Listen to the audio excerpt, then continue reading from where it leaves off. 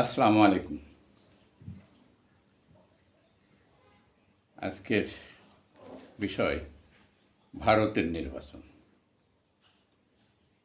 ভারতের ৭ দফায় লোকসভা নির্বাচন হবে। অলরেডি শুরু হয়ে গেছে। দ্বিতীয় দফা শেষ হলো।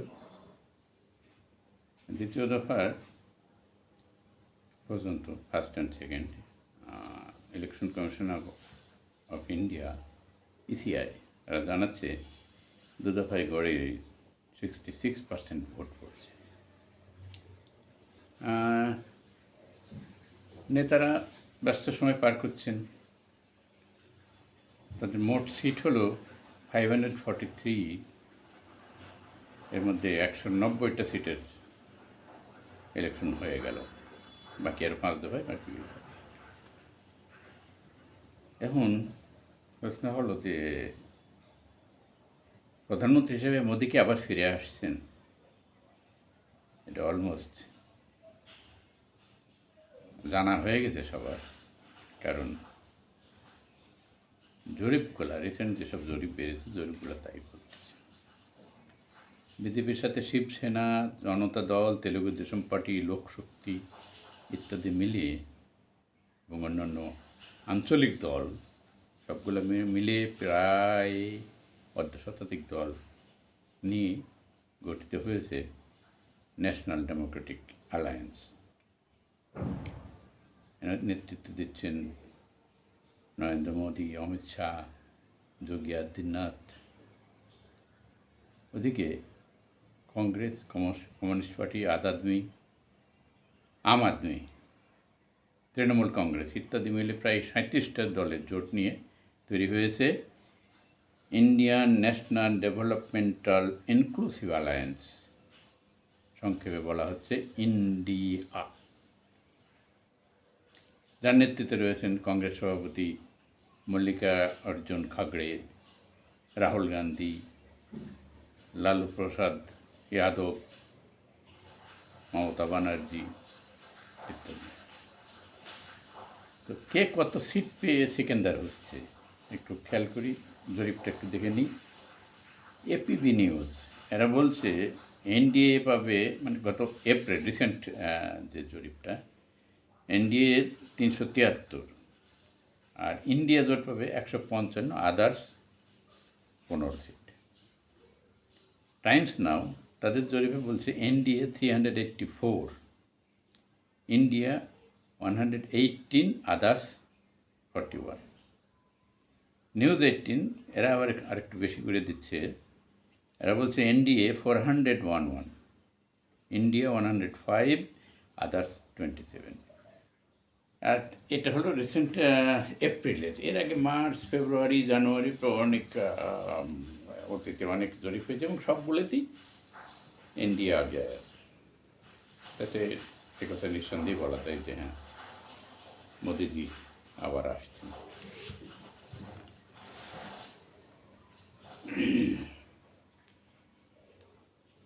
তো পশ্চিমবাংলারটা কী অবস্থা দেখি। পশ্চিমবাংলায় নিউজ 18 বলছে এনডিএ পাবে 25 আর এআইটিসি পাবে 17 সিট। এআইটিসি হলো অল ইন্ডিয়ান তৃণমূল কংগ্রেস, যাই হোক। আর বাকি আর একটা জোট আছে যেটা হলো সেকুলার ডেমোক্রেটিক অ্যালায়েন্স, এসডিএ, এরা দু একটা সিট পাবে বলা, দু একটা পেতে পারে। আর বাকি অন্য সবাই এই নিউজ 18 বাদ দিয়ে অন্য যারা জরিপ করছে, অন্যান্য নিউজ মিডিয়াগুলো বলতেছে যে না, এখানে মমতা দিদির পার্টি মেজরিটি সিট পাবে। আশা করা যায় জম্মু কাশ্মীর, পাঞ্জাব, তামিলনাড়ু, কেরল, এদিকে ওয়েস্ট বেঙ্গল, এসব জায়গায় বিরোধী জোট ইন্ডিয়া জোটই মেজরিটি পাবে। যাই হোক, গণতন্ত্রের জন্য অপরিহার্য প্রতিষ্ঠানগুলি ধ্বংস করে নির্বাচিত হওয়ার শর্টকাট যে রাস্তা বাংলাদেশ তৈরি করেছে, এখন দেখা যাচ্ছে ইন্ডিয়া বাংলাদেশকে ফলো করা শুরু করছে। যদিও গুরুমাতার মতো সব প্রতিষ্ঠানের মধ্যে দিয়ে এখনও ধ্বংস করতে পারেনি, তবে এবার পুনর্নির্বাচিত হয়ে আসলে সেটাও করে দেখিয়ে দিবে হয়তো। বিজেপি কীভাবে কাজ করে তাদের একটা কাজের উদাহরণ দিই। ওদের একটা পরামর্শ প্রতিষ্ঠান আছে, নেশন উইথ নমো, NWN। এখানে ভারতের নামকরা ইউনিভার্সিটি থেকে মেধাবী ছাত্রছাত্রীকে উচ্চ বেতনে পিক আপ করে আনা হয়। এই NWN তাদের কাজে লাগায়, তাদেরকে বিভিন্ন দেশের বিভিন্ন প্রান্তে ভিজিট করতে পাঠায় এবং সেখান থেকে তথ্য সংগ্রহ করে এবং সেই মোতাবেক এই সংস্থাটি বিজেপিকে পরামর্শ দিয়ে থাকে। এই NWN এর সদস্যদের কাজ, এরা দেখে কে বিজেপিকে ভোট দিচ্ছে না তা চিহ্নিত করা, তাদের বয়স, লিঙ্গ, বর্ণ, উপজাতি, ধর্ম ইত্যাদি চিহ্নিত করে সার্বজনীন সমাধান খুঁজে বের করে কীভাবে তাদের ভোট বিজেপির পক্ষে আনা যায় সেই কৌশল ঠিক করতে বসে তারা। তো ভারতের টপ বিজনেস স্কুল ইঞ্জিনিয়ারিং থেকে পাশ করে এইসব গ্রাজুয়েট এখানে যোগ দেয়, কারণ তারা অন্যান্য জায়গায় চাকরি পাওয়ার আগে, কর্পোরেট চাকরির আগে এখানে যোগ দিয়ে একটা ভালো পয়সা কামাতে পারে। আর এইসব মেধাবী ছেলেদের কাজে লাগিয়ে এদের মেধাটাকে কাজে লাগাচ্ছে বিজেপি। উদাহরণস্বরূপ একটু বলি, ত্রিপুরার একটা গল্প বলি। মাস দুয়েক আগে NWN এর কয়েকজন সদস্য এই আদিবাসী এলাকায় যায়, যেখানকার ভোটাররা সবসময় অন্য দলকে ভোট দেয়। বন জঙ্গলে ঘেরা পাহাড় পর্বতের গা ঘেঁষে সড়কপথে ইঞ্জিন চালিত নৌকায় করে পৌঁছে যায় তারা ওই নিভৃত পল্লীতে। এটা ছিল অমরপুর নির্বাচনী এলাকা। এই পল্লীতে বাস করেন জামাতিয়া উপজাতি, জামাতিয়া নামের এক উপজাতি, হতদরিদ্র। এই উপজাতির বাড়ির আঙ্গিনা নির্ধারণেরও কোনো সীমানা প্রাচীর ছিল না। NWN সদস্য রাজ্যের বিজেপি নেতাকে সীমানা নির্ধারণ করার জন্য ওরা একটা রিকমেন্ডেশন পাঠায়, আর তার জাস্ট 2-3 দিনের মধ্যে 4 ফিট উঁচু করে 80টি বাড়িতে মাটির দেওয়াল নির্মাণ করে সীমানা প্রাচীর তৈরি করে দেওয়া হয়। সাথে অতিরিক্ত 1 জোড়া করে ছাগল প্রণোদনা দেওয়া হলো। ইচ্ছা করলে 5 বছর ধরে বিজেপিরা এই রাজ্য শাসন করছে, ইচ্ছা করলে এর আগে দিতে পারত। প্রাচীরও তৈরি করে দিতে হতো, ছাগলও দিতে হতো।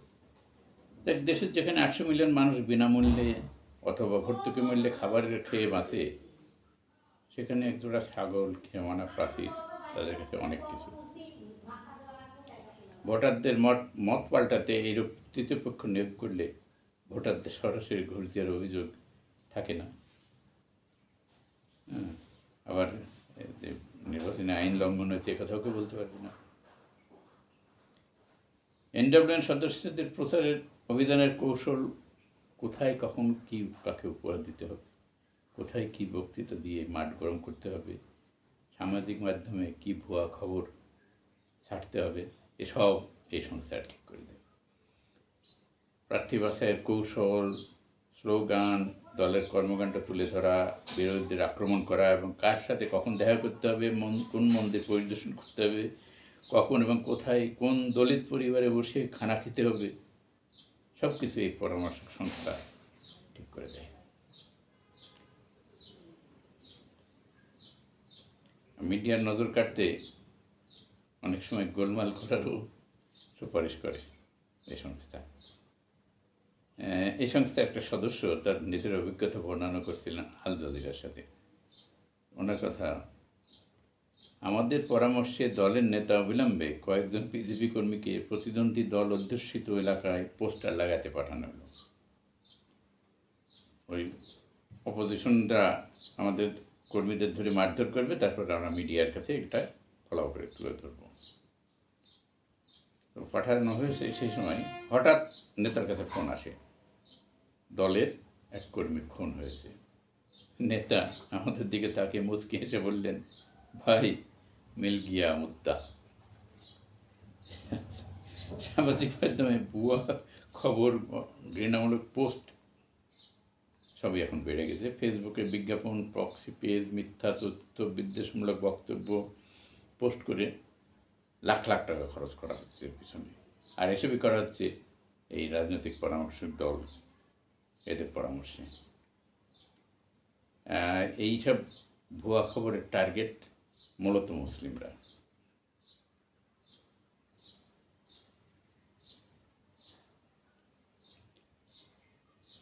ইলেকশন এলে বিজেপির আরেক সহযোগী আছে আরএসএস, তাদেরকে দলের উপর থেকে মাঠ গরম করতে বলা হয়। তারা বক্তৃতা দিয়ে বেড়ায় আবার মুসলিম আমাদের উপর আধিপত্য বিস্তার করবে, তাদের ঠেকাতে হবে, না হলে সমাজে অপরাধ বেড়ে যাবে। শুধু বিজেপি না, কংগ্রেসের একটা আইটি টিম আছে, তারাও সব সময় সামাজিক মাধ্যমে লেগে থাকে।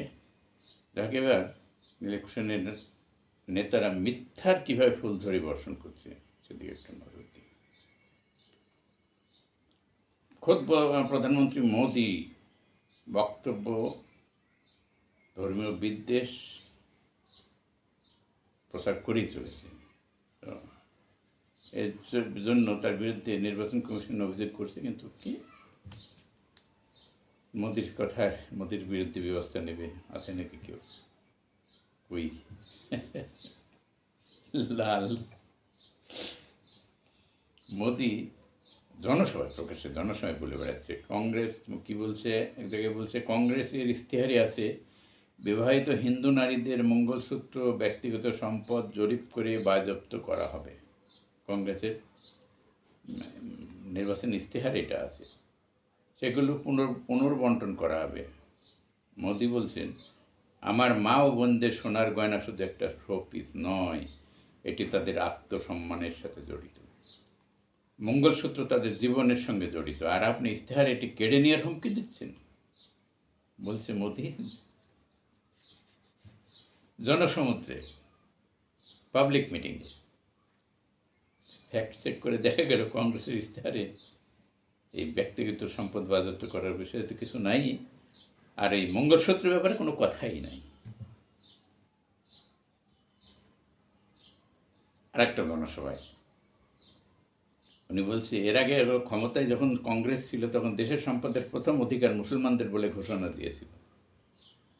এখানে ফ্যাক্ট চেক বলতেছে এ দাবির কোনো ভিত্তি নাই। আরেকটা জনসভা, কংগ্রেসের লক্ষ্য সব প্রতিষ্ঠান ও অফিস যদি কোথাও পিছিয়ে পড়া শ্রেণী বা দলিত পরিবারের দুজন সদস্যকে চাকরিরত পাওয়া যায়, তাহলে কংগ্রেস একজনের চাকরি কেড়ে নেবে এবং ওই চাকরিটা তারা ওই মুসলমানদের দিয়ে দেবে। এখানে ফ্যাক্ট চেক করে দেখা গেছে যে কংগ্রেস কখনো না ইশতেহারে না কোনো জনসভায় কোনো নেতাই কথা বলছে। এরকম অসংখ্য মিথ্যাচার প্রতিদিন করে চলছে মোদি।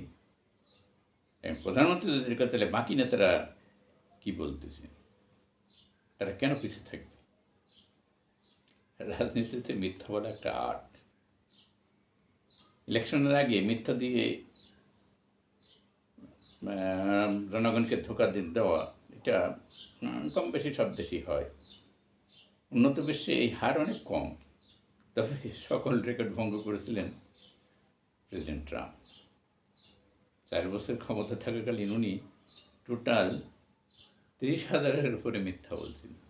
এটা করে দেখা গেছে প্রতিদিন কম করে 20টা মিথ্যা কথা বলছে।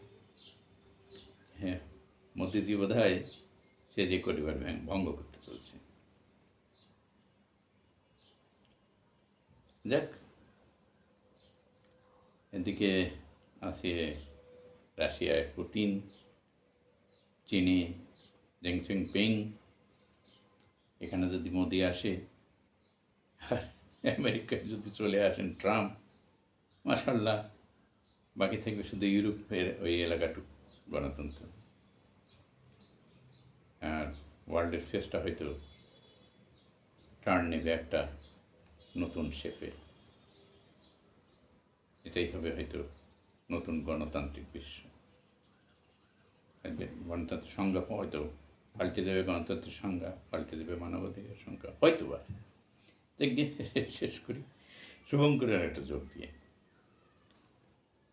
অফিসের পিয়ন যোগেন একদিন অফিসের সবাইকে মিষ্টি খাওয়াচ্ছে। কেন? বাড়িতে তার স্ত্রী একটা বাচ্চা হয়েছে, ছেলে।